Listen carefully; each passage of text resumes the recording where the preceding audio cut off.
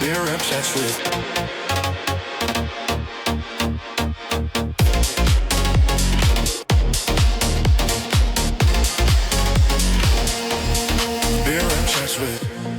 Hello and welcome to another episode of the Beer Rep Chats With, and proudly sponsored by the Keg Warehouse. Today I am delighted to be joined by Ryan Dack from Vibrant Forest. Ryan, thank you for joining the show. Oh man, thank you so much for having me. I'm buzzing. I'm really excited to talk to you.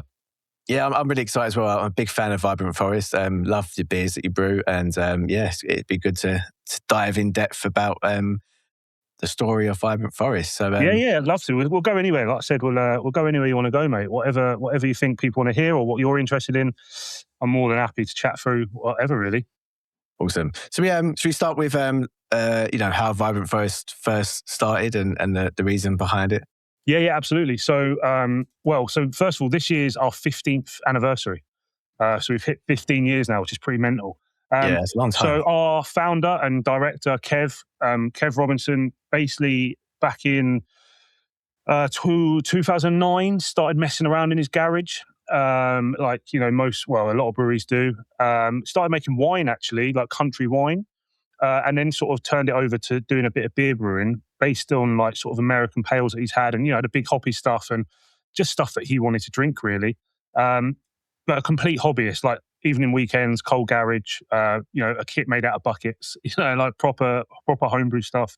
And then in 2011, he kind of registered the name Vibrant Forest, which kind of just came around from, a drunken chat, really, in a pub somewhere. As most do.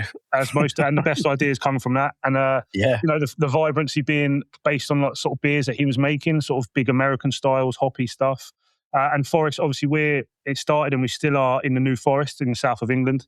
So that's kind of linked together. And then since then, we've kind of kept to that and kept making, hoppy, hazy, IPA, all vibrant beer, basically. So 2011, again, he bought a little kit, like a little 100-litre kit, and was able to rack about 4 casks at a time. And again, was just making stuff that he wanted to drink rather than having to worry about who's going to buy it, where do I sell it. And it would just go to like Camera Beer festivals and bits and pieces like that.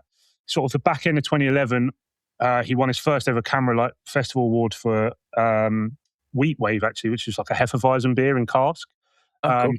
So that kind of gave him the kind of confidence that he must have some idea of what he's up to or what he's doing. And then 2014 is when it all sort of really started properly in terms of Kev put his life savings into an industrial unit in the forest and bought a brew kit. And then it's sort of been natural, sort of organic, slow growth since then, really, to where we are now, still in a New Forest on the edge, in an area called Hive. So it's just on the Southampton side of the New Forest. 4 industrial units, a team of sort of 8-9 people. Still surviving, mate. That's the game these days. Still surviving. It is, yeah.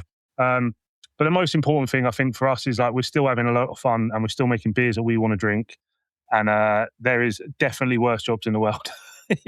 Definitely, yeah. 100% agree there. Yeah, I mean it is tough for a lot of breweries these days, and just reaching 15 years is a massive achievement as well. It's crazy. Like we've got some plans this year and stuff like to celebrate that and like going back and understanding a bit more, because obviously I've been here since COVID, so about 5 years now, and going back and chatting to Kev and going through some old photos and like posters and beer festival flyers and stuff, like it's incredible. And it's just been fantastic to take a bit of time and look back and stuff, Yeah, definitely. So do you want to explain what your role is in Vibrant Forest and what made you decide to join them?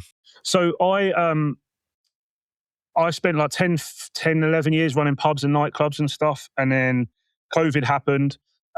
When I went back to work, it was sit down, book a meal, 4 people, all that nonsense that we were doing, which was really tough for hospitality. So I basically scrapped it. And I'd spent a year at home with the kids. I had a young family. So I basically just downed to the hospitality stuff and I found a building site to go and work on for a few months. And then I live in the area where the brewery is. So then a job role came up for taproom manager. So I was like, let me go and have a look at what's all that about. And I basically joined as a taproom manager and absolutely became obsessed with it and fell in love with it. Like day one, obsessed. Like, tell me everything. Why does that do that? How does that work? What are you doing? Why? How? When? So I did that for like a year, 18 months, maybe 2 years. And then Kev decided that he wanted to take a little bit of a step back from like the day-to-day stuff. And he kind of like got me to do basically general manager role. So how it works now, I guess, is I make sure that we can get paid at the end of the month, keep the lights on, all the boring admin stuff, the day-to-day running and direction and stuff. And then Kev is still very much director, behind the scenes involved. There's a lot of web stuff now, general direction of where we're going. So, yeah, it's been like a mad 5 years, and I'm still absolutely obsessed with it all. But it's just great fun, man. And like when you're doing something creative and small and community-based, like there's just nothing better, man. There's absolutely nothing better. So, yeah, so I think sometimes my job looks sexy from the outside. I spend a lot of time paying bills, chasing bills, ordering things, trying to get the brewers to make beers that will sell easier, Yeah. And just, generally just, I wouldn't say I'm a master of anything, but like generally bringing everyone together, everyone who's got their own expertise, and I'm just the kind of glue, maybe the middleman or whatever you want to call it, The glue that fuses it all together, keeps it running. Tries to keep us in business for another month, maybe. Yeah, definitely. So obviously you talked about, you've grown quite big since 2011. Yeah. What key points helped you to get to where you are now, really? So I think in the early days, we were, in terms of the New Forest area we were the only ones kind of making this type of beer, like this back at, we're talking when it was booming, like the IPAs, the hazy pales, all that big stuff. Pupa was big. Yeah, there was no one around us making it. And I suppose what actually happened, like sort of 15 to 18 would be like, we were selling a lot of beer further away. So we were going like 2 hours to Brighton, 2 hours to London, Bristol, and actually not doing a lot in the New Forest because it was quite traditional, clear brown beer, please. And I don't want none of that hazy stuff. So that really got us like a load of momentum pre-COVID, I guess. And like to the point where like when we moved and rebranded in like 2018, that had been off the base of making beers that no one else was making in the area.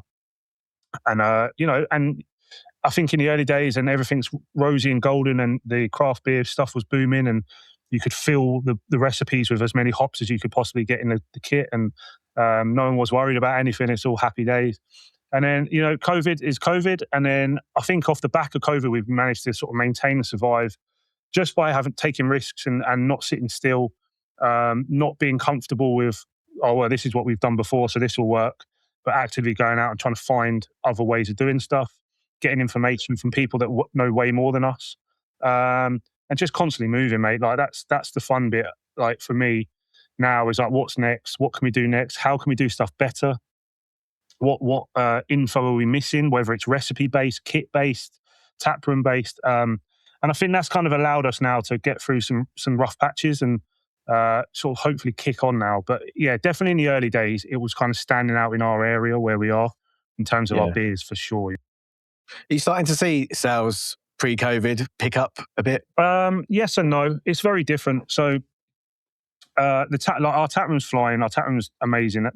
It's kind of year on year now. It's been really good. But in terms of sale, like pre-COVID, export was 40% of our trade sales. So we were flying beer all over the gaff. Then that took a massive crash after. Like speaking to a lot of importers, craft beer drinkers in other countries just found local breweries because they couldn't get their beer from elsewhere. So, and then now what I'm starting to notice is that kind of hoppy, hazy, double IPA, 6% IPA, that boom's kind of not finished, but it's definitely gone a little bit. I reckon so. There's a lot of, even like the last 18 months, craft beer bars and pubs and like everyone's going back to those classic styles, easy drinking lagers and bitters and traditional stuff. And a lot of like micro pubs and places, they're looking for like a more affordable, approachable beers that gets more people in. Session ones as well. Loads of sessions. They fly out. Session beers fly out. Like traditional stuff's coming back. People want to buy bitters again. Obviously, lagers we all know is like coming back with a vengeance now. So like the sales are there. It's just maybe different beers that we're selling more of rather than the kind of the portfolio that we would have done like pre-COVID, Yeah, it's definitely good to see more styles getting out there now again. I love it, man. I mean, you said like you work in Mass Paddle and stuff, or you do your brewing stuff at Mass Paddle. Like you must see, like I don't know many brewers that drink 6% IPAs. You know, they're all drinking stouts. Or, you know, I've been at beer festivals where we go to the pub after and there's 18 brewers there and everyone's drinking like a stout or a lager or whatever. And that's great. And I think there was almost like a bit of a, I don't know, maybe like 6-7 years, like, oh, no, I'm drinking IPA. Whereas now everyone's free and comfortable, just like, oh, I'm going to have a lager, like I'm going to have a Saison, I'm going to have one of this, and it's just, I think it's our responsibility as a brewery to like make all of those as well. We can't rely on our best-selling beer being a pale ale and be like, well, that'll pay the bills, because it just won't. You know, different bars, different pubs want different stuff. Yeah, definitely. I'm starting to see a lot, you know, breweries that are just being regarded as, you know, the best for making hazy beers, and that's all they've kind of done, are starting to make new styles, starting to do collaborations with new breweries, doing different styles, and it's great to see, you know, because you can't rely on one style as a brewery. No, like I think we've obviously made stuff before. Like we had pilsners before. I think only last year we only started making like a full blown lager, and mostly driven by the taproom, to be totally honest. But now I think you have to try and make everything. You have to have a go. As long as you're proud of it, like it might not be the thing you drink, but if you can make a good quality, honest representation of that style, I think you have to be kind of spread. Because breweries get to a certain size where kind of selling out of your IPA every month is not going to cut it, you know, and you've got too many people that you need to pay and stuff, and employees you need to pay. So you just have to have that wide style that you can you can hit like a small managed house group as well as like a micro bar on a high street. You know, you just got to be able to sell to both. Yeah. Do you get many recommendations from like customers of, you know, brewing a certain style of beer? We get a lot of when are you bringing that back? Like, and so bear in mind, like a lot of customers that will give us that will be the ones that want the stronger stuff, the more obscure stuff, the kaleidoscopes of the world, like 6.5 IPAs. Whereas, you know, we always, and probably most breweries always have kind of like a range of 4 to 5% pales and stuff. So we don't get necessarily recommendations because obviously what drives our production schedule is driven by so many different things, whether it's sort of time of the year and what's coming up or ingredients, what's accessible to us. But we get a lot of people requesting sort of old favourites or old big IPAs and all that sort of stuff, where we try and scratch that itches whenever we can, you know. Yeah, definitely. Yeah. So you opened up the Vibrant Tap in 2024. What did that move add to the business and the brand? It looks amazing. So it's important to say that we opened it in 24 and closed it in 25.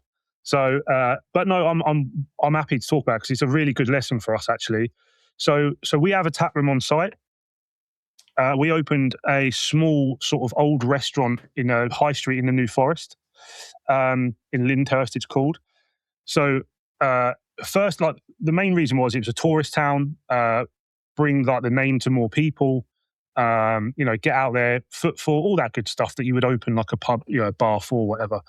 I think in our naivety and our sort of haste, I think what we've realised is our tap room is flying because it's got so many strings to its bow. It can do so many things. Like it's got big space. We're not taking customers from any other pubs. We're taking people that necessarily wouldn't go to a pub. We've got like loads of different classes here and groups that meet. And I think in Lyndhurst, we were sort of, we didn't have the space and we didn't have the flexibility of the venue to be able to turn it from one thing to another thing. So like whenever we did events there and stuff, really, really busy. It was just a day-to-day grind, like that Monday to Friday sort of grind that people, you know, people aren't in the high streets, in pubs and stuff for us. It's not a big high street either. So basically we got to a year. We did a year's birthday party. We closed the street behind us and did this massive street party. It was unbelievable.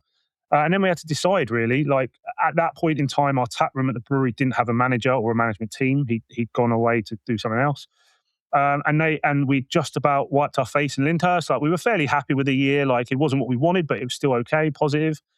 But then we made the decision, like, do we go on another year? How much do we think we can build that now, knowing what the high street's actually like, versus if we were to come back, bring the management team back to the tap room at the brewery, bring all the stuff that we bought back, as you know, the furniture and all that stuff. How would that sort of improve the tap room at the brewery? And the answer is like a lot. It would improve it a lot, and it has improved it a lot. And the team are great, and all, you know, all the furniture and fixings are great.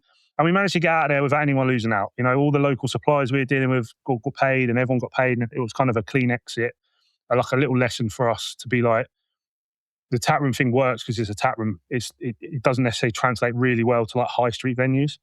Yeah. But that's it. It was great. Like, it was a great lesson. But now the taproom's grown sort of exponentially since that's closed down. And, you know, hopefully in the future we'll be looking at something else, but maybe more taproom based or micro brewery based again, rather than like a brew kitchen or brew house or whatever you want to call it, you know, rather than like a high street venture, maybe we would do. So, but yeah, it was great, man. It was great. It was worth taking a risk for. We learned loads of lessons, didn't lose out too bad, and we gained a load of good staff for it, you know. Yeah, definitely. I mean, obviously, you learn from what works and what doesn't work, and off the back of that, you've improved the tap room in the brewery and grown that better to what it was before. So, 100%. Like, don't get me wrong, it was stressful at the time, and it has pressures on the business, but I'm happy that we took the shot, you know, and we had a go, and we learned a load of lessons from it, and we've improved because of that. So it still holds a good place in my memory. Yeah, definitely. Yeah. We're going to focus a bit on the beers and your the flavors and stuff. And you're quite big on promoting yourself as a vegan friendly. I mean, you've been kind of pushing that from as long as I can remember about your beers being vegan friendly. So how do you keep that message going across when, you know, kind of most beers these days are vegan friendly? Yeah, I mean, I wouldn't say like it's our mantra or it's up on the wall anywhere, you know. It's I prefer to look at it like honest beers. Like, it is just what it is. It's natural beer. Nothing's added to it. Nothing's done to it. The kind of flavors of the hops or the yeast or whatever it might be are the natural flavors, are the bits that do all the heavy lifting. And we don't tend to, we don't add anything, and we don't fine it out or anything like that. And don't get me wrong, back in the early days, I reckon probably like 2015, there was a bit of time where, you know, we just bought on our first unit and our first brew kit, and you know, there was no sales in the New Forest because it was all hazy. So I think if I look back, there's a 4, 5, 6 month period where we tried finings in our beer, and we released like a few posters and leaflets around the New Forest, trying to educate people that like, it's hazy doesn't mean it's the end of the barrel, you know. Yeah, there was that big transition, wasn't it, from people going, like, whenever you go to a bar and get a cask beer, for instance, and it was a bit cloudy or whatever, people were like, oh no, that's gone off. Change that. Yeah. So we tried it, and then essentially it came down to two main things for us. One, you're adding a process and an ingredient, like that's cost and you know, labor. But realistically, the most important thing for us is we're spending all this money on hops and yeast, like these American hops, New Zealand hops, and then we're kind of stripping out all the bits of it, you know, all the sediment, all the flavor, all the good stuff that's in that beer, we're kind of just stripping out with another process. So we've been very conscious of that, and we just want to make like good, honest beer. Keep it, you know, we've always been, every beer we've ever made since that day has been like vegan, which is just like I said, just honest and natural as much as it can be. And it's just what we've been pushing out, really. And we put it on our badges and on our labels and stuff. But it's always been kind of what we want to do, and we want to play with the ingredients and let them do the talking. But don't get me wrong, as a group of people that work here, some of our favourite beers have sort of adjuncts in and non-vegan and fined, and who doesn't like a good brown beer, you know? So exactly. It's not a slight by any means. It's just what we know and what we like to make and what we kind of mostly like to drink, really. Yeah, lovely. Let's talk a bit about your beers then. Obviously, yeah. Two of my favourite beers of Vibrant Forest is definitely Pupa on cask, especially. It's a beautiful beer, and Black Forest, your porter. Oh, cool. Thanks, man. Yeah, they're my two favourite beers from Vibrant. You know, so how popular? Obviously, your Pupa is probably your most popular beer, I would say. All right. So Pupa is by far and away by like 5 times the most popular beer that we make. It was originally created like literally just as one of a range of pales that we make. New recipe, like 7, 8 years, just before COVID, I think, like 2018, something like that. We were making a load of different pale ales, and then we'd done Pupa. And for whatever reason, maybe John, the head brewer, just absolutely nailed that one. But it started flying, and it hasn't really stopped. The artwork's really cool on it, like pink and blue, like paint, sort of whatever you call it. It's paint merging, I guess. But yeah, it's kind of gone in a way. And what we started to find is, like people, like last year we were doing we were doing well. Like, last summer was good for us, and there was times where we were getting a bit light on the old pupa, and trying to keep up with demand. And like people were going, oh well, I want this, this, and this, and pupa, and you go, oh, I haven't got any pupa. I go, oh, I'll wait. I'll order next week when you've got it or whatever. So it's been a bit of a learning curve for us. I think we were maybe even hesitant, like trying to get people not away from it, but like, why don't you try something else? But then actually now we've kind of woken up a little bit and leaned right into it and be like, lads, whatever we got to do, we're not running out of it. Like, if we're here all weekend, all night, just keep it coming. So yeah, it's by far and away, like, it's just such an easy drinking beer. And then we always kind of go back to it in the tap room here with the team, because we spend our lives drinking our new beers and like, this is cool and this is new and, well, I've not done that before. And then every now and then you don't know what to have. Or you sat at a tap room bar and you're not sure what you actually want on a Friday after work. You're like, pupa's a pupa, innit? It's like the old faithful, your old faithful. It's always going to be there for you when you're not sure. Yeah. So yeah, that's been crazy. And, it just flies. And like I said, we're not great here, I would say, at marketing or putting ourselves out there too much. But that name sort of transcends us, I guess, a lot of times. People might have seen that label before or that name of the beer before, which is just great, man. Like, if people want it, we got to keep making it whichever way they want it, So we've done, like, cask version is still really popular, obviously can, keg. We've done a super pupa, which is like a double IPA. And there was one time we did I'm trying to remember the name, Super Power Pupa Sour, which was like a 7% sour version of it as well. And John, the head brewer, what kind of went into that then? How did you turn it into a sour from a pale? Just a sour pitch yeast, basically. It's just a sour that's fruit. Instead of being fruited, it's just hot. But like, we've just upped the ABV on it all. John, the head brewer, has been trying to bring that back for the last like 2 or 3 years.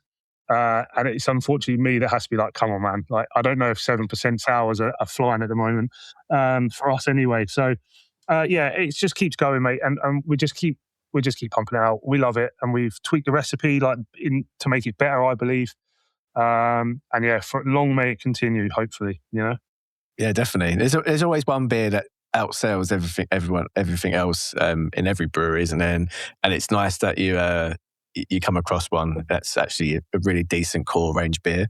That's not cutting back on ingredients. And this is No, so I don't know if they'll shout at me for this, but until about a year ago, it was the most expensive beer we made. Which, if anyone has even thought about a business before, that is not ideal. Not for a core range beer, no. So we bought some kit, we've done some tweaks, and we've done some tests, and we think we've now got a better beer for a more reasonable production cost. That is not as scary to try and market it, and hopefully we keep going. But yeah, it's great. Like when something like that hits, and you haven't built it for that reason, and it just takes on a life of its own, just means you've done something right. And people haven't, really seen it anywhere. They've just had it, and then it's in their head forever. It's like, oh yeah, that's always a good one to go back to, So yeah, for sure. So let's talk about your the scene in Southampton. What's the beer scene like? I love it. It's great. So I would, a couple of years back, maybe if you come to Southampton 2 or 3 years ago, not a huge amount. Definitely some old faithfuls out there. Bookshop Ale House, Butcher's Hook has been around. It's a little micro pub, been around forever. We love those guys. And a few others sort of like turning up. But in the last 18 months, it's exploded. The one thing I think Southampton is missing is more breweries. So you've got some decent ones. You've got some old ones that have gone now. You've got Dancing Man Brewery, it's called, that have got a couple of venues in town. Loads of nice, awesome micro bars that all support each other. But where we are, so we're over the water in the New Forest, there's actually been quite a in the last sort of 2 years, pop-ups of little micro breweries all around the forest, which are awesome. If you can visit the forest and have someone who can drive you, you'll have a great day, from 20 minutes to each place. But Southampton City hasn't really seen a growth of breweries, but it's been seen a growth of amazing craft beer venues, micro pubs, brew houses, all that sort of stuff. So it's really good, man. So where are we now? We're in May. So last Friday, my fault completely, but we had our staff Christmas drinks for last year on Friday. It's crazy. What they don't know is it counts as this year's Christmas drinks as well, because it's right in the middle. Yeah, well, they know now. That's it. But we basically just walked around Southampton, hitting all the micro bars and the pubs that support us and stuff. And yeah, it's just great. It's just such a nice, cool little scene. Everyone supports each other. Everyone knows each other. We're all on WhatsApp and chatting away. And what that means is, like, when we do weird stuff, we can text them as we're packaging it. Like, oh, we're making a saison. Do you want a cask of it? That sort of stuff. Or we're doing this. We've got a test batch that we did in our pilot kit. Do you want any of it? Like, we've only got 2 kegs of it. Do you want one, sort of thing? So that's really cool. That's really cool, man. And yeah, the last few years, it's really exploded. And like I said, with all the new small breweries in the New Forest, and then all the micro bars and places to sell that beer in Southampton. So yeah, it's a really lovely little scene at the moment.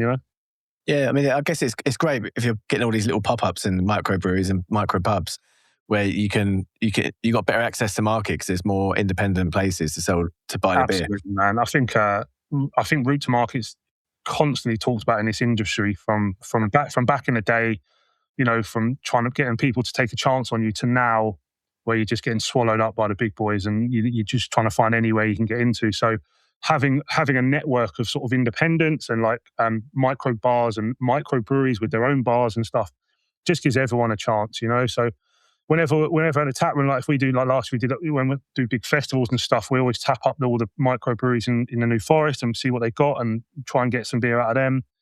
And then likewise, if anyone asks us, where to go, or the pubs in town ask us, who's what, and we'll introduce them to these breweries. It's a lovely little network, and it really does help, getting into some nice places. It does help a lot.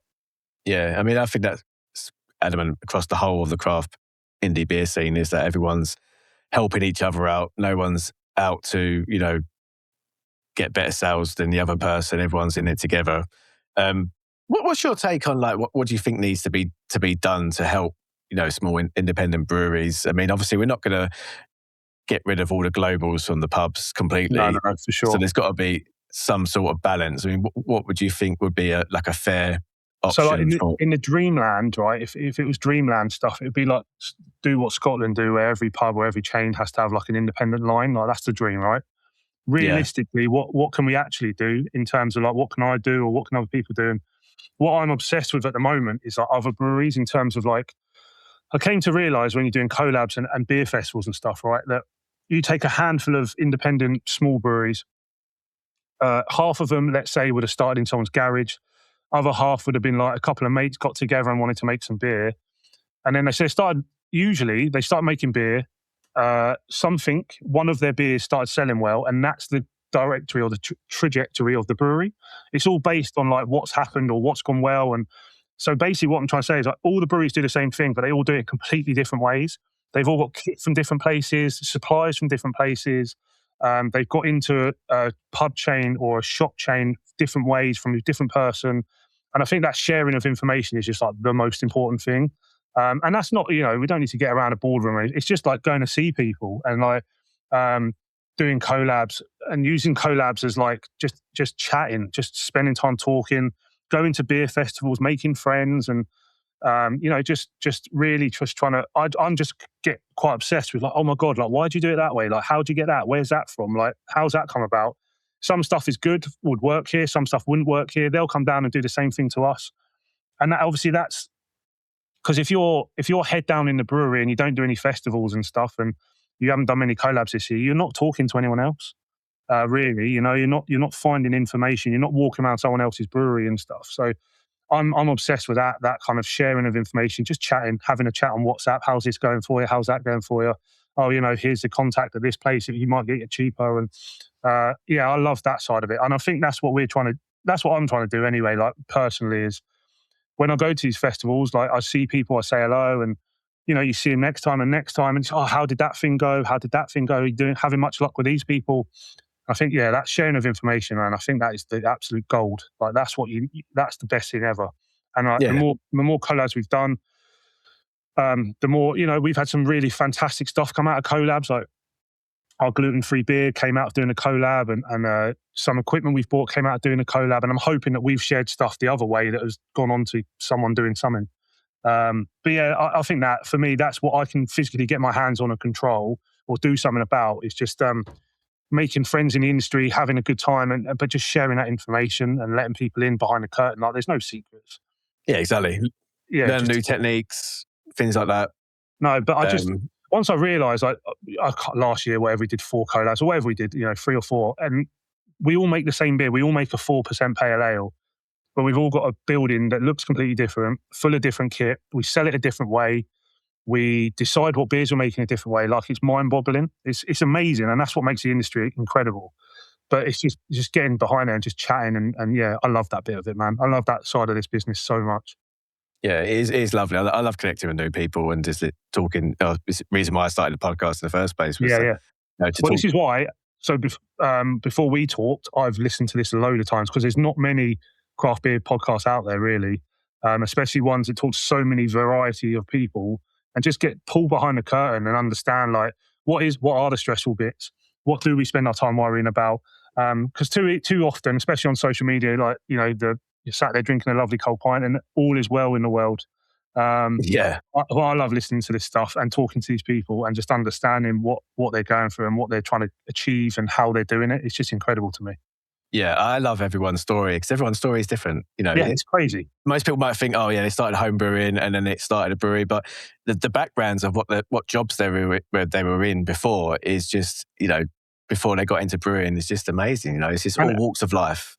And then for me, like, if their first beer that pops off is a stout, they might end up making loads and loads of stouts, and it might be 5 years until they've made a successful hoppy pale, or completely the other way around, or if someone just loves making imperials, and like everyone's so different on their journey, or one big sale they got in their first year changed their trajectory of their company completely, and it's that stuff that's crazy to me, and I love it, man. I proper love it. Yeah, same here. So have you got any future collaborations coming up? Where are we going? We've just done one with Radio City. I don't know if you know Radio City. Radio City Beer Works, yeah. Yeah. They did their 7 collabs for their birthday. We were one of them. We did like a treacle stout, I think we did with them. That was really cool. Who are Indie Rabble. We've just done a return on Indie Rabble. They came. Indie Rabble. Yeah, we went up to them last year. They came down to us a few weeks back. That's the thing. We've got a few that we're chatting to, like we always do, because I think for us, we only really do collabs with people that we've met. We don't send out cold emails and stuff like that, because we've done it a couple of times and we have had collabs like that, and then there's nothing. It's just a bit empty. Yeah. The people are lovely, like really nice, but because you spend the day kind of getting to know each other, whereas we like doing our collabs with breweries that we like, firstly, but then secondly, people we kind of know and we've met a few times and we're interested to pick their brains. So I don't know. I think we've been talking to a lot, actually, who hopefully we're doing something, is the Brewing brothers. You heard of them? They're kind of like Hastings way. Okay. We Not met far them. from me. Yeah. So we've done collabs with Only With Love down in Sussex. Ben from Only With Love, I went to meet him in a pub in Liverpool, and he was sat there with the team from the Brewing brothers, and we just had a whale of a time. So hopefully we can get something booked in with them. And then the big thing we're trying to plan, which I haven't really asked anyone yet, so I'm hoping someone turns up, is we're going to do a big birthday beer for our 15th in August time. But what we want to do is in July, do like a massive collab day and invite anyone we've collabed before, anyone local, or anyone who's bought our beer that wants to come down and spend the day with us at the brewery, and just kind of do like an open brewery day and just let anyone come down, chat to each other, have a good time, and then make a beer that everyone can sort of enjoy together, and say they've had some, like as a thank you beer, really, as like So it'll be kind of like create a recipe on the day. Yeah, literally come down, we'll make a load of it, like we'll have a walk around the forest, we'll have some pizza, and just get to just chat and say thank you guys for like supporting us, or helping us or brewing with us over the years. That's what we want to do. Like I said, that sounds great. Yeah, I haven't sent them emails yet. So if you don't see a beer like that turn up, you know that no one said yes, and we've just released a normal beer. So, but hopefully a few people will knock around, for the day. I'll keep an eye out for it. So, July, August time? Yeah, we want to do a brew day in July, and then we're going to do like a big 15th anniversary party in August as well, where we'll release that beer. So that's the plan at the moment, all being well, if all goes well. So. Awesome. So obviously your Vibrant Forest are known for, you do produce a variety of styles. Your farmhouse saison, porters, pales. Is there a beer style you think deserves a bit more attention from UK drinkers at the moment? 100%. For me, saisons and wit beers. Yes. I bloody love them. Especially in spring and summer. Saisons are so refreshing, aren't they? Like anything up to like 5.5%. Like we all love Belgian beer, but they can be a bit heavy sometimes, you know. They've got their place, but for me, well, that's why, you know, saisons, sort of farmhouse saisons were invented, weren't they? Really, after a hard day's work. For me, when the sun's out, like there's nothing better than like a 4 or 5% wit beer saison, that kind of style. And I think to get you going, yeah, man. Like I do believe like that's something that will happen, because obviously we've seen a resurgence of lager and people wanting this sort of clean and crispy sort of refreshing pint. And I think saisons for a lot of people who may not have had them before, drunk them a lot, is kind of the next step. From like that sort of bit more flavourful, so a little bit of a bite to it, but still like super clean and refreshing. And obviously being a brewery that make both of those styles, I hope that does happen, because that would be cool. But that's what I spend a lot of my time drinking, and I know John, our head brewer, drinks a lot of it as well. And I hope that, people start just having a look at it a little bit more, you know, because they're always quite reasonably priced as well. You can't get them too expensive, which is good, but they're just really great, man. They're like, I think they're more in the vein of a lager, sort of that refreshing cleanness, than a kind of trying to break down the hops in it and stuff like that. You know, you can just enjoy it for what it is. Yeah, 100%. Yeah, I do like a saison. I do like, obviously, I do like a lot of beer styles. I like a lot of Helles and Czech style beers and stuff. I'll tell you the thing we've been drinking a lot of at the moment as well, which I don't know how people feel about, but we've been drinking a lot of Radler, like a lot of Radler. Oh, okay. We've had a few on draft here at the tap room, and like especially where we do like big event days at the brewery and stuff, like having a few pints of Radler makes everything a bit easier than trying to drinking heavy stuff all day. But I know there's a huge surgence in like the industry with like fruit beers and stuff at the moment. Low ABV beers and alcohol-free are kind of, everyone's jumping. Yeah, and I've seen a lot of stuff saying like supermarkets have now like fruit beer sections and all this. So, but yeah, we've been drinking a fair bit of Radler here. So Radler, saisons, wit beers, all that kind of stuff is what we're kind of into at the moment. But it changes all the time, man. Changes all the time. Yeah, exactly. Everyone's taste buds change from time to time, and probably with season to season as well. 100%. Yeah. So we're going to talking about your journey so far at Vibrant. If you could relive one moment since you've joined 5 years ago, what would it be? Okay, so 5 years ago. Well,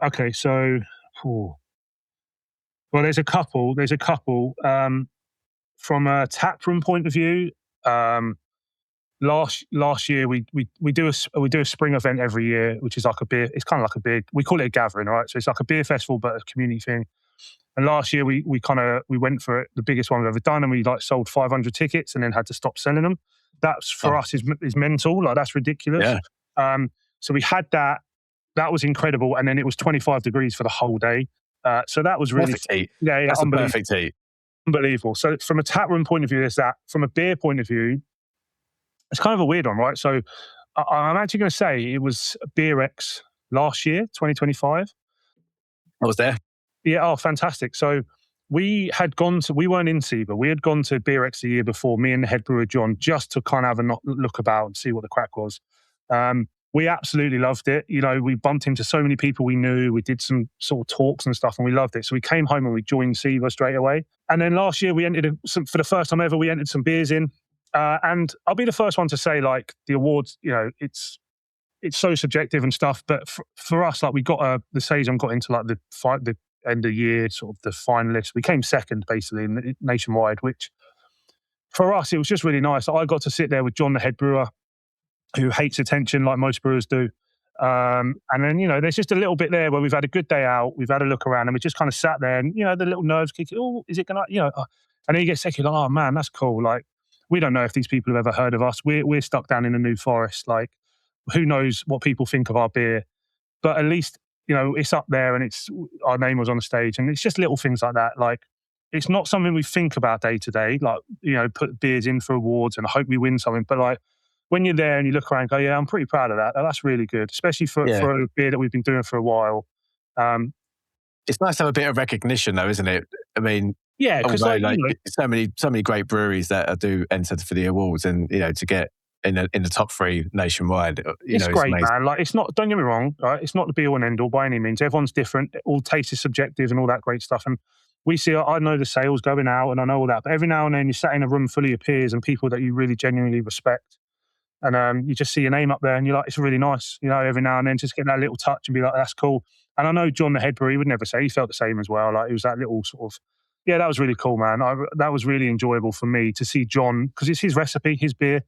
To see him kind of proud as well was really cool for me. Yeah. It must be a great feeling at the time when you're there, surrounded by fellow brewers, founders, stuff like that. So looking ahead, what excites you most about Vibrant Forest at the moment? Well, a few things really. So, firstly, we're making. I've managed to talk John into bringing back our cucumber and mint sour this year, which I'm very excited about. So that's really, really cool. That's just a personal sort of excitement, though, I guess. Look, I think realistically, we've spent a couple of years like going through it. If I'm honest, like really going through it, trying to understand who we are, what we're doing. We've been around for a long time. What we can do differently with such a small team, and I feel like we've actually got somewhere now where we've got a great team. We're really comfortable. We've sort of nailed down a core range plus a load of other stuff, and we're celebrating 15 years. So it's a good chance to look back. We're going to make some special beers for that. And we've sort of hit the go button on like a load of marketing stuff in June, like a quite expensive set of marketing, which we just want to get our name out there a little bit. People know of us, but I don't think we're the first. There's other people. There's hype breweries and people that are doing exciting stuff, which I think we are as well. But I think we're kind of historically quite bad at like self-promoting. Yeah, we'll keep doing them Instagram reels. I've been seeing them. Oh man, like, do you know what, man? Right. So, like, personally, I'm not mad on social media. Like, I don't post a lot, but no one here wants to do it. So I'm like, right, it's stuck to me. Okay, I'll do it. And then like, I did like some stories and stuff last week the other week when we were setting up for our big festival, of me just having a terrible time trying to set bars up and that, thinking it was just nonsense, like absolutely nonsense. And then the amount of people, I really like that. It was really funny. I was like, oh man. Like, I don't want it to just be my face. But then I guarantee if I go down the end into the brewery with my camera, I'll get sworn at so many times so quickly.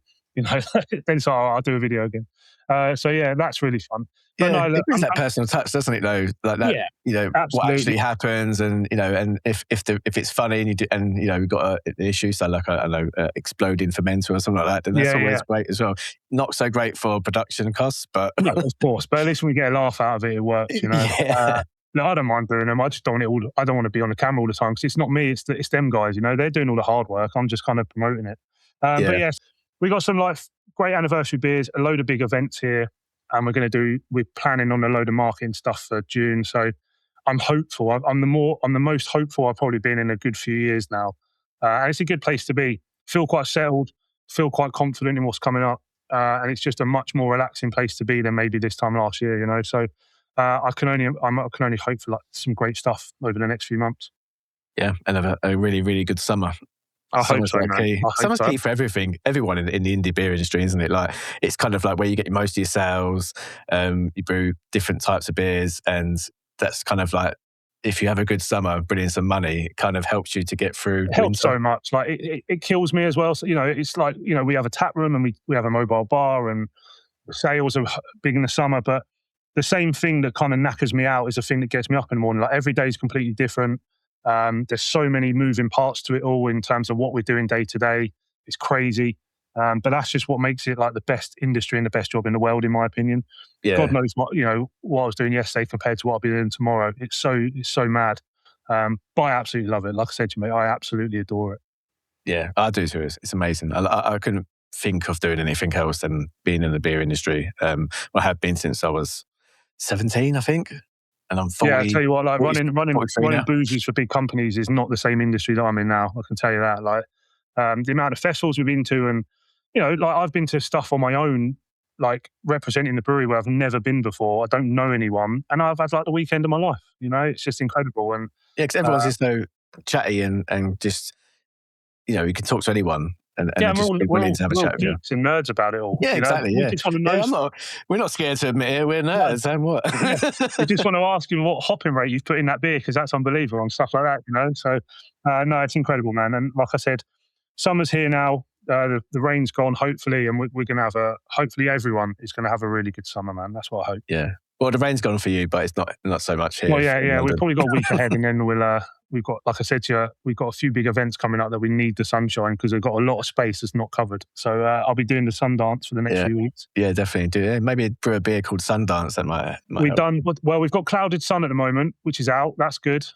We've had Lazy Sun before, so yeah, Sundance might be the next one. Yeah. In the trio. We're gonna end up on a couple of quick fire questions. All right, hit me. Finish off the podcast.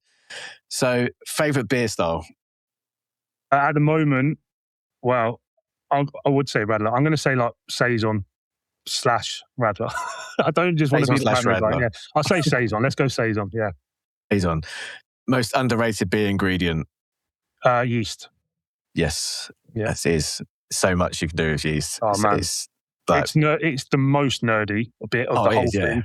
Totally is. And the most science involved. Like you just speaking about it and you're like, I was saying some talks with John where we've gone, and about 3 minutes in, I'm like, John, I'm out, mate. Let me know what I need to buy at the end of it. And I can't. But yeah, yeast for sure. Yep. Best pub tap room visit recently? I've got, all right, tap room. I'll go Black Lodge in Liverpool. Mad old industrial site. But it was rocking. Like I've nicked a few ideas from them for sure for our tap room in terms of like how they've repurposed things. And then pubs, I can't do one. I've got two for you. So we've got the Raven and Bine in Southampton. So that's a pub run by Dancing Man Brewery. It was actually my first time in there on Friday. I love it. It's proper done well. Really nice pub. So look that one up. And there's a pub called the Black Boy in Winchester. And it is the most eccentric pub anyone's ever. I can't quite like you would never find the most eccentric. It's like an old, 1700s pub down a little back street. You go in there, you sit down, and you'll spend 3 hours looking at the walls and the ceilings and the roofs and all the bits and nooks and crannies of it all. So that one's incredible. So yeah, those are my two favourite at the moment. Yeah, well, check them out, everyone. And last one beer that's always in your fridge. Pupa. yes, Pupa. Is it because it's free? No, I mean, look, that helps. I'm not going to lie about that. But like I said to you, when you're not sure what you're up to, what you want, what you need, there's always a Pupa there for you. And that is the kind of way it goes. When I don't know what I want, I ain't bought anything, or I'm not sure what I feel like, or whatever, there's always a Pupa there. Definitely. Everyone should definitely try Pupa. Wherever you are. Go. Like we're doing can or cask. But I do recommend cask. I think it's the best version of Pupa is in cask. Yeah. A lot of people say that. I don't drink a huge amount of cask beer personally. Sacrilege. I know, man. I know. Do you know what? We used to have cask in a tap room, and then we went through a time where the cask line broke, so we were just doing keg stuff. And now, like, we put the cask on, and like, no, we can't get through it. Like, really? Because everyone's so used to drinking keg beer here that like a lot of the people that come to our tap room might have never had Pupa on cask ever. Yeah. I think most people that do visit tap rooms and breweries are synonymous for like keg beer anyway, isn't it? Yeah. So it's definitely a thing that we're trying to get back up and running so people can try our beers on cask, But Pupa's always the one, man, for us. So like I said, we're going to make Super Pupa again this year in like June time. So we're going to have the double version release again, hopefully, if all goes well. So that's pretty soon, not far away. I've surprised John with telling him I need it sooner. So he's obviously, like all brewers are, absolutely fine to change his whole production schedule on a whim. So he's happy with that. And so we're going to hopefully brew it. Brew it next 3 weeks, 4 weeks, and then it'll be ready by like middle to the end of June, hopefully. Lovely. Well, it's been amazing talking to you, Ryan, and a big fan of Vibrant Forest and Thanks, have been man, for I appreciate it. A number of years, and it's been great to listen to everything that you got going on. Your 15th birthday, so happy birthday! Happy 15th. And I'll definitely be drinking a Pupa for your birthday in August for Good, sure. Man, I appreciate your time, man. I really enjoyed it. I talk about this stuff forever, Same here. But it's a shame that you've got to cut it short because obviously the longer we go on for, the more editing I've got to do. And editing's not great when you've got No, that's it. Yeah, we can do it again sometime, mate, hopefully. Yeah, that'd be great. So thanks again for joining the show. And for everyone listening, we'll see you back in a couple of weeks. So until then, from me and from Ryan, see you later. Cheers, guys. Cheers.